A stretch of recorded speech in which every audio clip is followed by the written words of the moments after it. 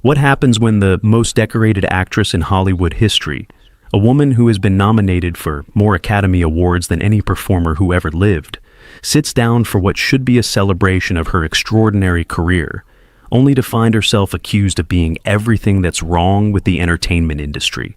What you're about to witness is one of the most shocking confrontations ever captured on daytime television. The moment when Meryl Streep, the woman they call the greatest actress of her generation, was pushed to a breaking point that nobody knew existed. The studio fell completely silent. The audience couldn't believe what they were seeing, and Joy Behar discovered that even the most composed, dignified performers have a limit. Before we dive into this explosive story, make sure to subscribe and drop your thoughts in the comments because, trust me, you're gonna want to talk about this one. The morning had started with an almost reverential atmosphere at the View Studios. Meryl Streep was coming on the show. Not just any guest, but arguably the most respected actress in the history of American cinema. 21 Academy Award nominations, 3 wins. A career spanning 5 decades that had produced performances so indelible they had become part of the cultural fabric. She was there to promote her latest film, but more than that, her appearance felt like an event. The kind of booking that reminded everyone why they worked in television. Meryl arrived at the studio with characteristic grace, dressed elegantly, but not ostentatiously, her silver hair framing a face that had expressed every human emotion across hundreds of roles. At 75 years old, she still carried herself with the quiet confidence of someone who had nothing left to prove but continued to work because the craft itself was the reward. Her team had assured her this would be a friendly conversation, a victory lap of sorts. What nobody anticipated was that Joy Behar had arrived that morning with very different intentions. The studio lights were warm as Meryl took her seat at the famous table. She greeted each host with genuine warmth, her famous ability to make everyone feel seen on full display. The audience gave her a standing ovation that lasted nearly a full minute, and she accepted it with the gracious humility that had always been her trademark. Whoopi Goldberg opened the segment with obvious admiration. Our next guest is simply the greatest. 21 Oscar nominations, 3 wins, and a body of work that defines what it means to be an artist. Please welcome the incomparable Meryl Streep. The applause continued as Meryl settled into her chair with elegant ease. Thank you so much. What a lovely welcome. I've always enjoyed this show, so it's wonderful to finally be here. Sarah Haynes asked about her latest film, and Meryl spoke thoughtfully about the character, about the director's vision, about the collaborative nature of filmmaking that she still found thrilling after 50 years.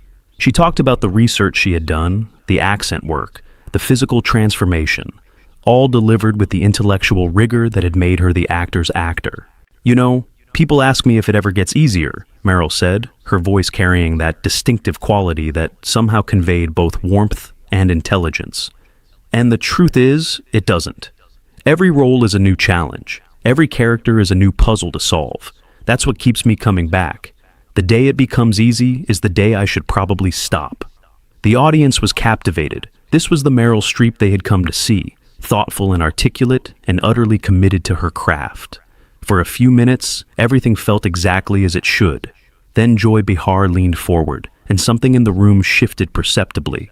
"So, Meryl," Joy began, her voice carrying an edge that made the other hosts exchange nervous glances. "You've had quite a career, all those awards, all that acclaim. But I have to ask you something that I think a lot of regular Americans wonder about. Do you ever feel like you've become a symbol of everything that's wrong with Hollywood? This elite, out-of-touch bubble that lectures the rest of the country about how to think and feel?" The question landed like a thunderclap in the silent studio. The audience shifted uncomfortably. The other hosts looked stunned. Meryl's expression remained composed, but those who knew her well might have noticed a slight tightening around her eyes. "That's quite a question, Joy," Meryl replied, her voice measured and calm. "I'm not sure I understand what you mean by lecturing. I've always tried to use whatever platform I have to speak about things I believe in. I didn't realize that was considered out of touch." Joy wasn't backing down. "Oh, come on. The speeches, the political statements, the constant moralizing about values and empathy while you live in a world that most Americans can't even imagine. Don't you think there's something hypocritical about a woman worth hundreds of millions of dollars telling regular people what they should care about?" The accusation hung in the air like poison. Several audience members shifted in their seats. Sunny Hostin looked like she wanted to intervene immediately. Alyssa Farah Griffin's eyes had gone wide with disbelief at the direction the interview was taking. Meryl took a breath before responding, her famous composure still intact, but clearly being tested. Joy, I grew up in a middle-class family in New Jersey. My father was a pharmaceutical executive. My mother was a commercial artist and homemaker. I went to public school. I worked summer jobs. The success I've had came from decades of hard work and, yes, some luck. But I've never forgotten where I came from. Haven't you, though? Joy pressed, her voice rising slightly. Because from where I sit, you've become the face of this coastal elite culture that looks down on anyone who doesn't share its values. You accept award after award and use those platforms to preach to the rest of us. And then you're surprised when half the country feels like Hollywood doesn't represent them? The critique was sharp and clearly designed to provoke. Meryl's hands, which had been folded gracefully in her lap, tightened almost imperceptibly. I've never preached to anyone, Meryl said, her voice still controlled, but now carrying a firmer edge. I've shared my perspective, as any citizen has the right to do. If speaking about empathy and kindness and the value of the arts is preaching, then I suppose I'm guilty. But I won't apologize for using my voice. Your voice, Joy repeated with a slight smirk. Yes, let's talk about your voice. You've been very vocal about certain issues over the years. But there's one thing I've always wondered about. All those years working in Hollywood, all those projects, all those powerful people you collaborated with. And you never knew? You never saw anything? You never heard the rumors? The implication was unmistakable. The studio went absolutely silent. Meryl's face, which had maintained its composure throughout, flickered with something that looked like genuine pain. If you're asking what I think you're asking, Joy, Meryl said, her voice dropping to something quieter, but somehow more intense. I'll tell you what I've said before. I was not aware of the extent of what was happening. When I learned the truth, I was as horrified as everyone else. But you worked with him for years, Joy pressed, seemingly determined to push this line of questioning, despite the obvious discomfort it was causing. You accepted awards from him. You called him a god at one point. And we're supposed to believe that you, with your famous attention to detail, your legendary preparation, your ability to inhabit any character, somehow missed what was happening right in front of you? The accusation was brutal in its precision.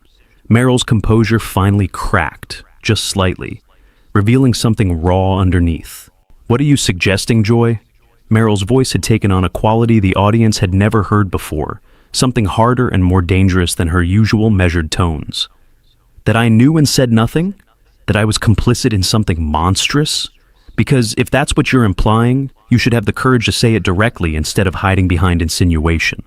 The challenge seemed to catch Joy off guard for a moment, but she recovered quickly. I'm not implying anything. I'm asking questions that a lot of people have asked. You were the queen of that world, Meryl. You set the tone. You had the power. And a lot of people wonder why that power wasn't used to protect the people who needed protecting. Meryl stood up from her chair, a movement so unexpected that several people in the front row leaned back instinctively. Her full height, combined with a presence honed over 50 years of commanding stages and screens, suddenly filled the studio in a way that made everyone understand why she was considered the greatest of her generation. How dare you? Meryl's voice was quiet, but carried an authority that silenced everything else in the room.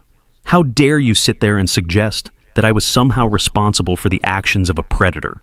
Do you have any idea how many women have been blamed for not stopping men who were determined to do harm?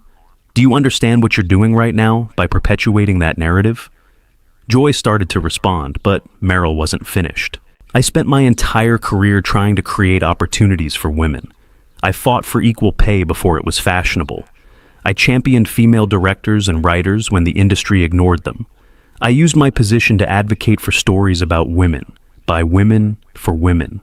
And you want to reduce all of that to questions about what I should have known about one man's crimes? The counterattack was devastating. Joy's smirk had completely disappeared, replaced by something that might have been the beginning of regret. I'm just asking the questions that... Joy began. No, Meryl cut her off, her voice rising for the first time. You're not just asking questions. You're making accusations disguised as questions. That's what cowards do when they want to destroy someone, but don't want to take responsibility for it. If you think I'm guilty of something, say it plainly. If you don't, then stop poisoning the air with your implications. The studio was electric with tension. The audience sat frozen, witnessing something they had never expected to see. Meryl Streep, the epitome of grace and composure, pushed to genuine anger by an attack on her integrity. Whoopi attempted to intervene. Maybe we should take this in a different direction. But Meryl held up her hand, a gesture that somehow commanded immediate silence. No, Whoopi, I think this needs to be addressed, because what Joy is doing here today isn't journalism. It's character assassination dressed up as curiosity. She turned back to Joy, her eyes blazing with an intensity that had made her performances so memorable, now directed at something much more personal. You want to talk about being out of touch? Let's talk about being out of touch. I've spent 50 years telling stories about human beings, factory workers and prime ministers, Holocaust survivors and fashion editors, mothers and daughters and lovers and fighters. I've inhabited lives so different from my own that I had to completely surrender my ego to understand them. That's what actors do. We try to understand people who aren't like us. We try to build empathy through story. Her voice was gaining power, fueled by decades of conviction about the value of her art. And you sit there and accuse me of being in a bubble, of not understanding regular people? I've spent more time trying to understand the human condition than most people spend thinking about anything beyond their own immediate concerns. That's not ego. That's the job. That's what art requires. Joy tried to regain her footing. But the speeches, the political statements, the way Hollywood presents itself as morally superior, I have never claimed to be morally superior to anyone, Meryl interrupted, her voice cutting through Joy's attempt like a blade. I have claimed that empathy matters, that art matters, that how we treat each other matters. If stating those basic principles makes me an elitist, then the word has lost all meaning. She paused, and when she continued, her voice had dropped to something more personal, more vulnerable. Do you know what it cost me to speak out about the things I believed in? Do you have any idea the hate mail, the death threats, the people who decided I was their enemy because I dared to express an opinion? I didn't do it because it was easy or popular. I did it because I believed it was right. And I will not stand here and be lectured about courage by someone who has never had to risk anything for their beliefs. The accusation was pointed and precise. Joy's face had gone red, and she was clearly struggling to formulate a response. I take risks every day on this show, Joy said, but her voice lacked conviction. Do you? Meryl's laugh was short and sharp. What risk? That some people might disagree with you? That you might get some angry tweets? That's not risk. Risk is standing up at the Golden Globes knowing that half the country will hate you for it, but doing it anyway because some things need to be said. Risk is putting your career on the line to advocate for people who don't have a voice. What exactly have you risked, Joy? The question hung in the air like a challenge.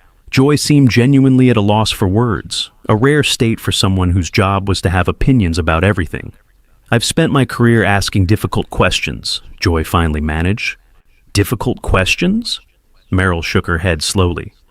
A difficult question would be asking me about the challenges facing women in the industry and what we can do about them.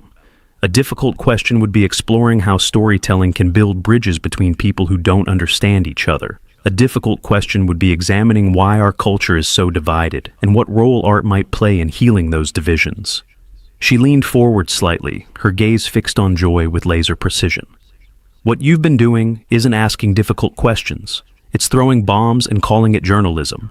It's taking cheap shots at someone's integrity because controversy generates attention. It's exactly the kind of destructive discourse that's tearing this country apart. Whoopi tried once more to redirect. Perhaps we could talk about the film. In a moment, Whoopi, Meryl said, her voice softer now, but still carrying authority. I want to finish this because I think it's important. She turned to address the audience directly, and the camera caught the full weight of her presence, the same presence that had made her a star 50 years ago and had only deepened with time.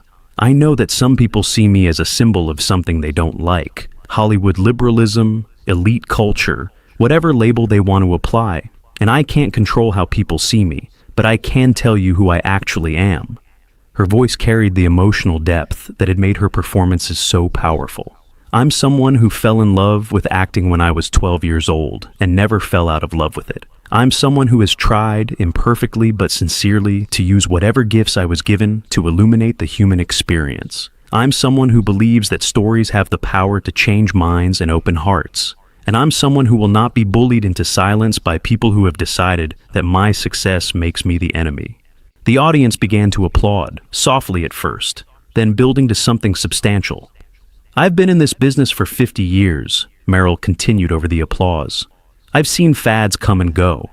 I've watched the culture shift and change and shift again. I've been declared relevant and relevant again more times than I can count. And through all of it, I've kept working. Not because I needed the money or the awards or the recognition.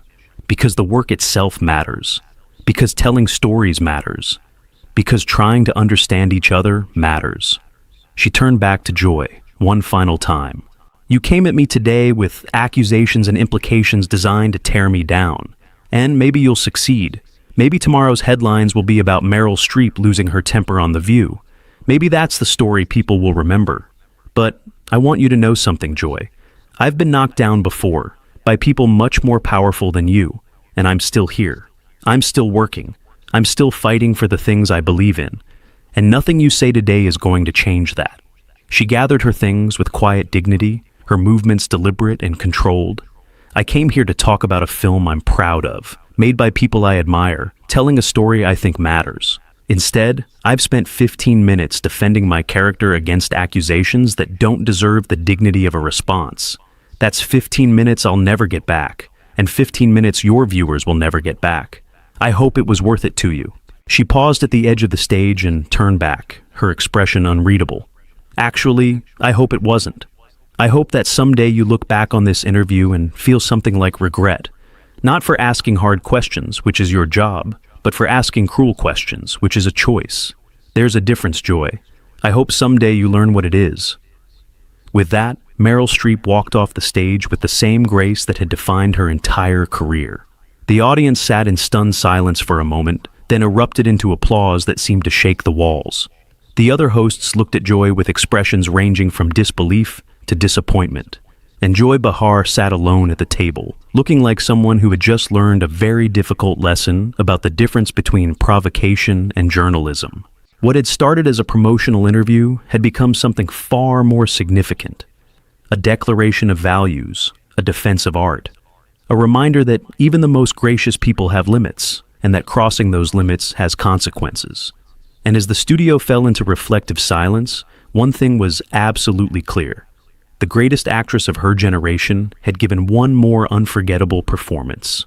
Not on a movie screen this time, but in defense of everything she had spent her life believing in. The aftermath of that interview would dominate entertainment news for weeks. Clips of Meryl's speech about empathy and art would be shared millions of times across social media platforms. Think pieces would be written about the state of celebrity interviews and whether provocation had replaced genuine journalism. And somewhere in all of that noise, a conversation would begin about what we ask of our artists and whether we have the right to demand they answer for sins they didn't commit. But in that moment, as Meryl Streep walked out of the studio, with her head held high and her dignity intact, none of the future coverage mattered. What mattered was that a woman who had dedicated her entire life to understanding the human condition had been forced to defend her basic humanity on live television. What mattered was that she had done so with the same grace, intelligence, and passion that had defined every performance she had ever given. And what mattered most of all was the message she had left behind, that empathy is not weakness, that art is not frivolous, that speaking up for what you believe in is not elitism. These were not political statements. They were human ones. And they came from someone who had spent 50 years proving that the deepest truths are often found not in speeches or interviews, but in the simple act of trying to understand another person's experience. What do you think about this incredible confrontation? Was Joy Behar out of line, or was she just doing her job? Drop your thoughts in the comments below, and make sure to subscribe for more stories that will absolutely leave you speechless.